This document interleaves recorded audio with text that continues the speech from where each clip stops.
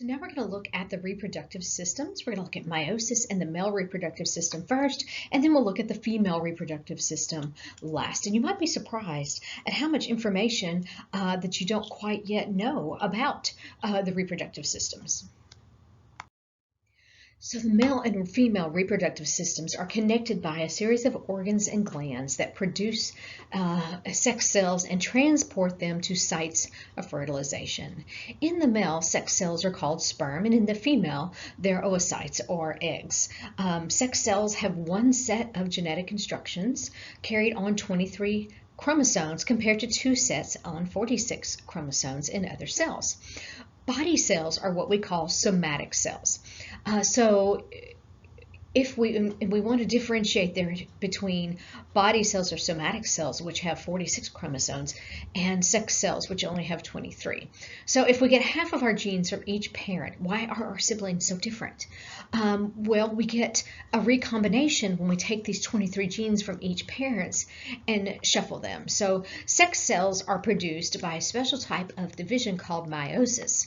Why does meiosis occur? Well, that is so that the fertilized ovum will have the right number of chromosomes. So we will take the 23 and combine it with 23 from the other sex's cell, whether that is sperm and oocyte on each side. And so that way we'll have the right number of chromosomes. So meiosis includes two divisions, meiosis 1 and meiosis 2, that occur successively. The first division of meiosis separates homologous chromosome pairs, which are the same genes, but they're not necessarily identical. Before meiosis occurs, each chromosome replicates and has two DNA strands, and we call those chromatids, okay? And so all together we have a chromosome, and then each strand of that is a chromatid, and those are held together in the center by a pinching end that we call the centromere. So meiosis 1 separates those homologous pairs, so it's the same gene. They may not be exactly identical because genes do have variants. So we have what we call then haploid cells, and that are cells that have one set of chromosomes, okay, to be replicated. Then meiosis 2 is going to separate and pull apart those chromatids and produce cells that are still haploid, but whose chromosomes are no longer to be replicated. So this is showing us a general overview here of meiosis. You can see we have the first meiotic division occurring here, and then on to the second mitotic division as well. All right, and so meiosis does occur in a sequence. Now, when we look at slides and we try to analyze these, we have to remember it is a continuous process, and so in between each steps, the chromatids or chromosomes might look a little bit different than the idealized pictures we see. All right, so we have four phases in meiosis 1, and those have the initials P, M, A, T. PMAT. So we have prophase 1 with synapsis and crossing over, metaphase 1 where chromosomes line up along the middle, anaphase 1, and telophase 1. On the right here, this picture is actually a chromosome map. One set of chromosomes here, they're matched up with the same chromosome for another parent, and then they're numbered. You want to be sure that you know the steps in order of both meiotic divisions here. Before meiosis 1, remember that the DNA is replicated, containing the chromatids attached at centromeres, okay? Prophase 1, the chromosomes are going to shorten and thicken, and the nucleoli disappear. The spindle is going to be built by microtubules, and homologous chromosomes pair up side by side in synapse. Chromatids of the homologous chromosomes touch at different places and exchange parts. We call that crossing over, and you can see this here where they're crossing over and kind of exchanging parts, and that allows for various different combinations of genetic information to occur during crossing over. So we're mixing things up basically. The homologous pair contains one chromosome from each parent, In metaphase 1, chromosome pairs line up along the middle. And I remember metaphase, they look kind of like a mustache. Each chromosome pairs is going to have 2 chromosomes with 4 chromatids. Chromosome alignment is random, coming from the paternal or maternal origin, which means right or left, which way they're going to line up. Anaphase 1, during that, homologous chromosome pairs will separate, and each replicated member goes to one or other end, all right? And then each daughter cell will get one member of the homologous pair, which then cuts the chromosome number in half. In telophase 1, the original cell number halves and the nuclear membranes form, nuclei reappear. And so telophase, I think, 2, because you're beginning to see 2 different cells. Here we can see maternal chromatids in green and paternal chromatids in red, and they have some different locations pointed out, not necessarily accurately, but for you to see like where the gene for blood type is, the gene for eye color, or the gene for hair color. And when you have crossing over, you can see here how these are actually getting swapped, and then remember those separate, so it depends on which one of these you get as well as to what gene you will receive. So the second meiotic division begins after telophase 1. This is similar to mitosis. Prophase 2, the chromosomes are going to condense and reappear. They're going to move to the center for metaphase along the center plate there, where they're going to then attach to spindle fibers. Anaphase 2, the centromeres are going to separate and they're going to move towards the poles. In telophase 2, the cells divide and form 2 cells.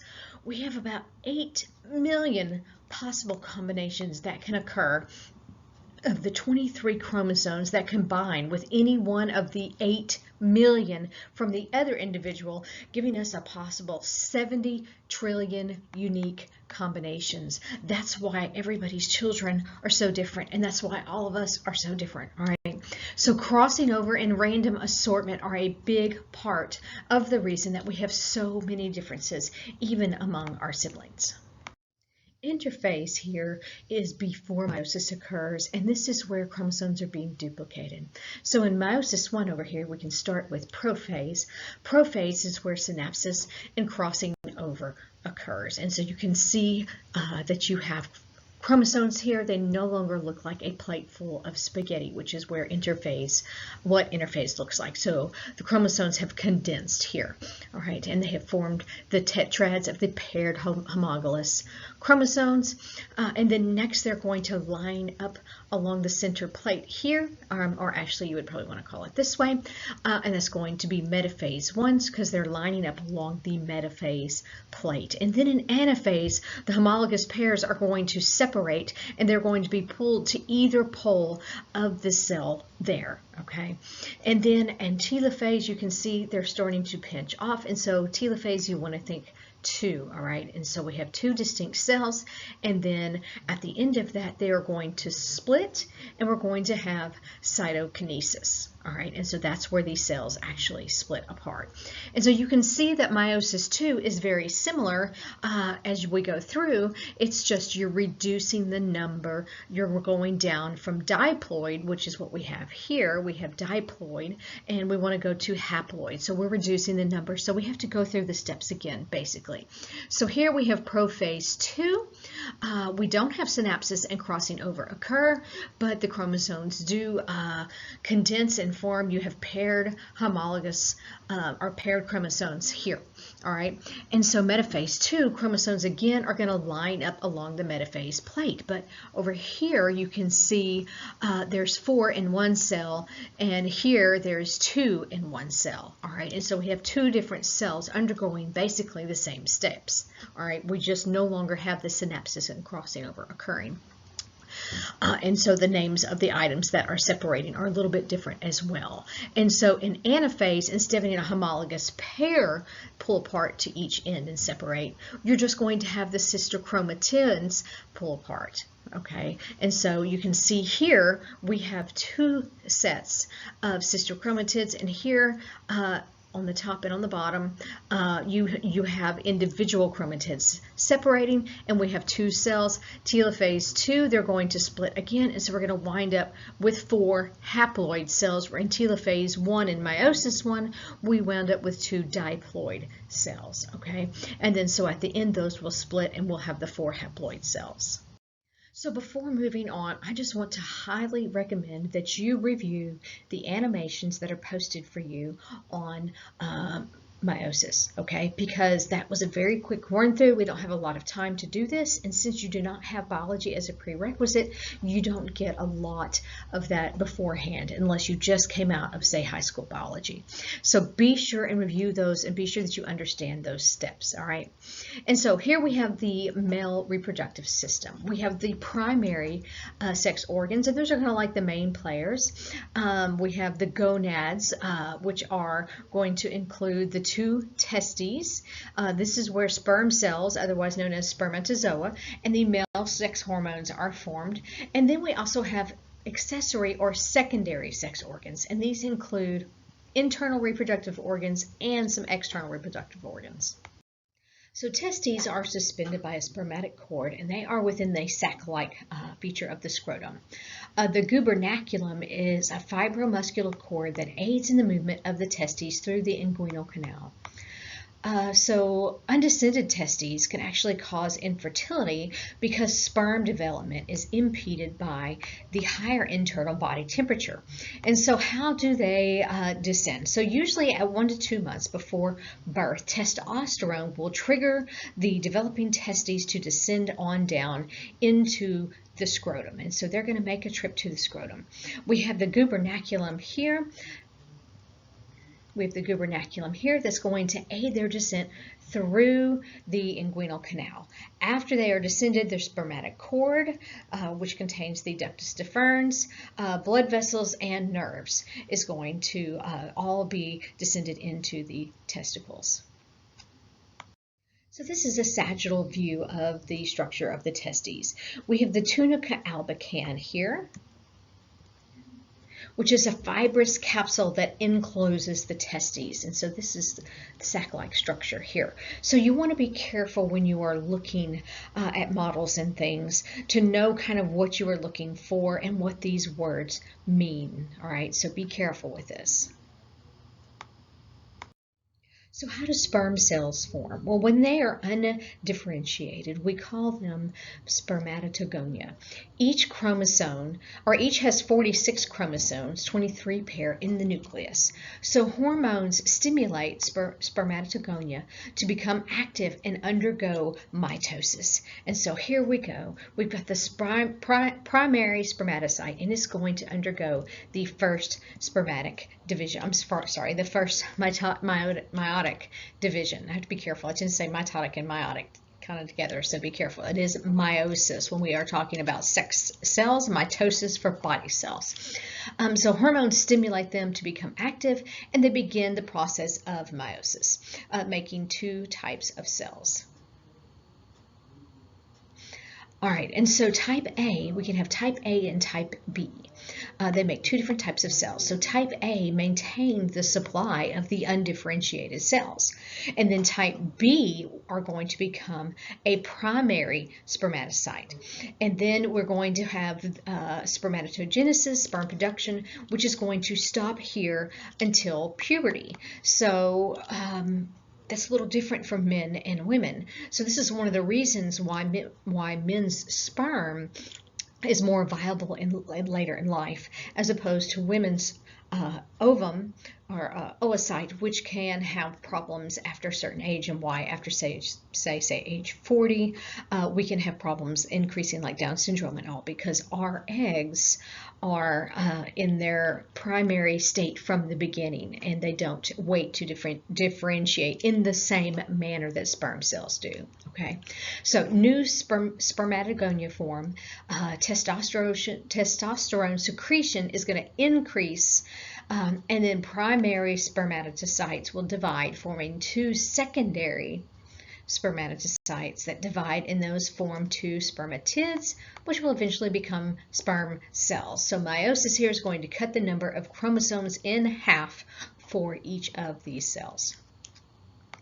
So the process of sperm cell maturation is spermatogenesis. All right, this is a tiny tadpole-shaped like structure. You have the acrosome here, which is on top of the head and the nucleus there as well. And then here is your midpiece, and then you have the tail, okay? And the mitochondria resides in the midpiece. And the tail actually has microtubules enclosed inside that are an extension of the cell membrane. Fertilization usually occurs in the uterine tube. And so the acrosome is a small protrusion that has enzymes like hyaluronidase that will actually help the sperm cell penetrate the cell layers of an oocyte. So here we have some of the male internal accessory organs. We have the epididymis, which is a tightly coiled tube on the outside of the testes, and it is the location for sperm maturation. Okay, so epididymis. Then we have the ductus deferens, otherwise known as the vas deferens. We have the ejaculatory ducts. We have the seminal vesicles, prostate gland, and the bulbourethral gland. And you can see some of these here. Here's the location of the bulbourethral gland, the ductus deferens, the prostate. We have, let's see, the epididymis here. Let's see, what else did we mention? Seminal vesicles are located here, all right? So the epididymides, which is plural for epididymis, are tightly coiled tubes at the top of each testes. The tubes are about 6 meters in length.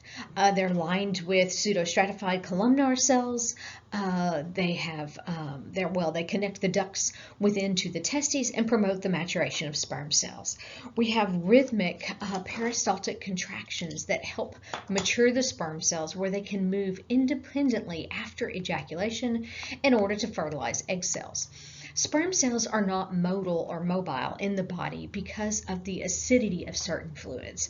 And so seminal plasma from accessory organs can decrease the acidity, allowing them to be ready to get into action, so to speak. So once sperm leave the body and are exposed to oxygen, then that's when they begin to move. Too much oxygen actually, though, can cause oxidative stress because of free radicals, which are pretty interesting that they're kind of in reserves until they're released into the oxygenated environment. So here's some histology of the ductus deferens, otherwise known as the vas deferens, and these are muscular tubes about 45 centimeters each.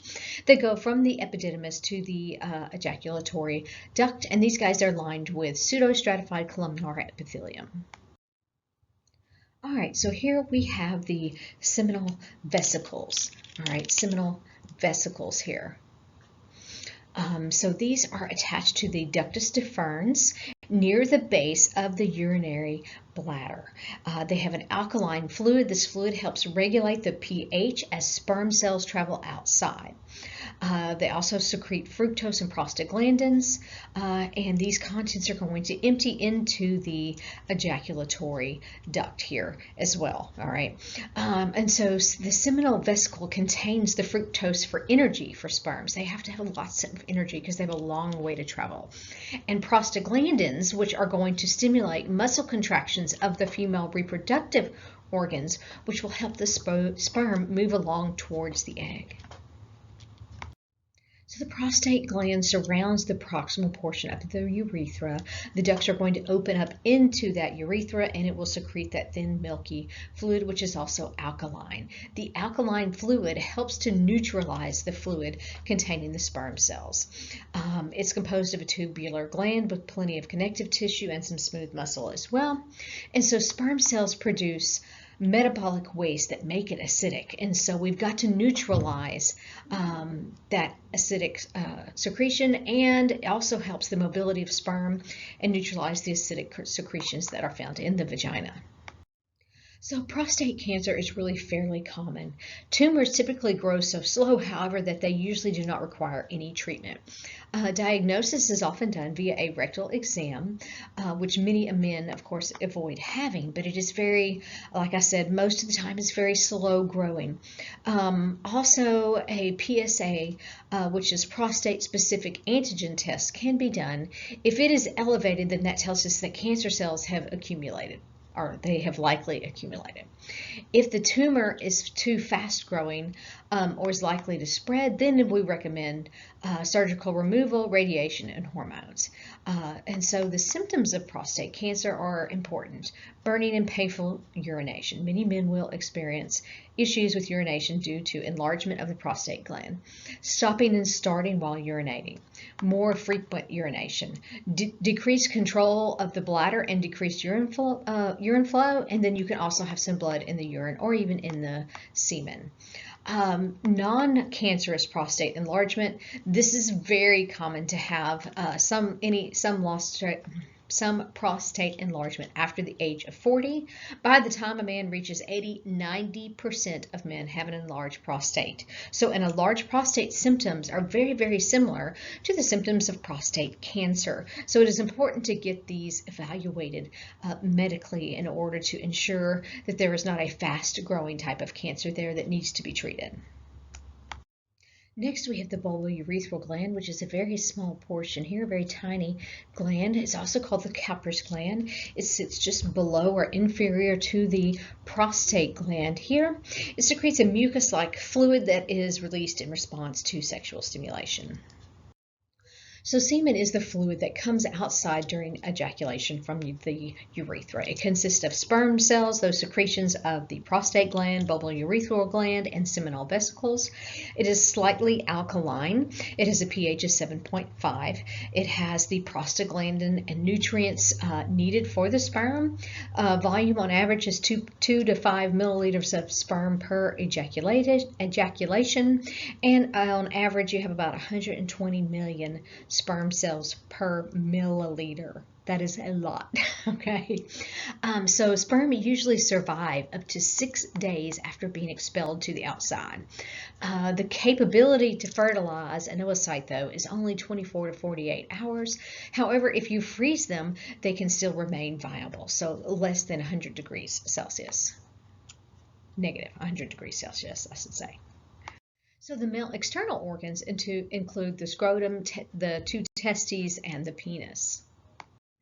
So the scrotum is the patch of skin and subcutaneous tissue that surrounds the testicles. It has the dartus muscle, which is smooth muscle. It contracts and relaxes in response to temperature and temperature changes and keeps the testes at an optimal temperature for sperm production and survival. Exposure to the cold makes the muscles contract. The scrotal skin will wrinkle and the testes will move in towards the pelvic cavity in order to absorb more heat. If it's warm, then the reverse happens, and they prefer to be about 3 degrees less than body temperature, ideally. The medial septum is what divides the scrotum into our 2 chambers. Each chamber is lined with a serous membrane and houses the testes and epididymis. So the hypothalamus secretes hormones, also the anterior pituitary and the testes that help us control male reproductive functions. These hormones initiate and maintain the sperm cell production, and then they regulate the development and maintenance of male sex characteristics, these secondary male sex characteristics. So the hypothalamus controls maturation of sperm cells and development of those secondary sex characteristics. This is a negative feedback mechanism between the hypothalamus, which is in the anterior lobe of the pituitary gland, and the testes will control the concentration of testosterone. Hypothalamus is going to secrete GnRH, which is gonadotropin releasing hormone, and that will cause the pituitary to release a gonadotropin, a luteinizing hormone, or LH is the gonadotropin. And it can also cause the release of FSH, which is follicle stimulating hormone, and that will in turn promote the male sex hormone secretion of testosterone. spermatogenesis will begin, and that gives rise to the sperm cells. We have inhibin, which is also released, which regulates the secretion of that follicle stimulating hormone to keep it from being overstimulated or overproduced. Androgens are what we call male sex hormones. They are produced in the testes by interstitial cells, but also small percentage of these are made in the adrenal cortex. Of these, of course, testosterone is the most important one. Secretion of these actually begins during fetal development and will continue for several weeks after birth, and then secretion stops after a few years.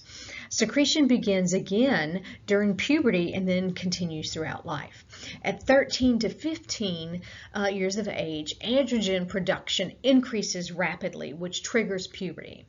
And then the testosterone secretion will continue throughout life, although that may decrease to some percentage. So testosterone begins to be produced about 8 weeks after 8 weeks of development. It's going to stimulate the formation of male reproductive organs like the penis, scrotum, prostate, seminal vesicles, and ducts. Later, it's going to cause the descent of the testes to the scrotum. Secondary sex characteristics include things like increased growth of body hair, especially on the face and the chest and the axillary region, pubic region. Sometimes growth of hair on the scalp actually begins to slow. Enlargement of the larynx occurs and thickening of the vocal cords, which is what causes the lowering of the pitch of voice that we associated with puberty for boys. It increases thickening of skin, muscular growth, broadening of the shoulders, and narrowing of the waist. It thickens and strengthens bones as well. So the development of those male secondary sex characteristics is directly related to the amount of testosterone that is secreted. As the concentration of testosterone increases, the hypothalamus is then going to be inhibited. GnRH then doesn't stimulate that anterior pituitary and cause secretion of LH. That's going to decrease.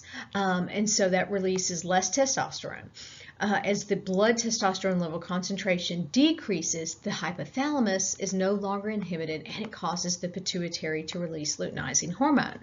That causes more testosterone then to be released, increasing the blood levels. So testosterone levels generally decrease later during later ages of a man's life, which we sometimes term male menopause, and this occurs about 10 years later than women. Many hormones also decrease, but it's mainly testosterone.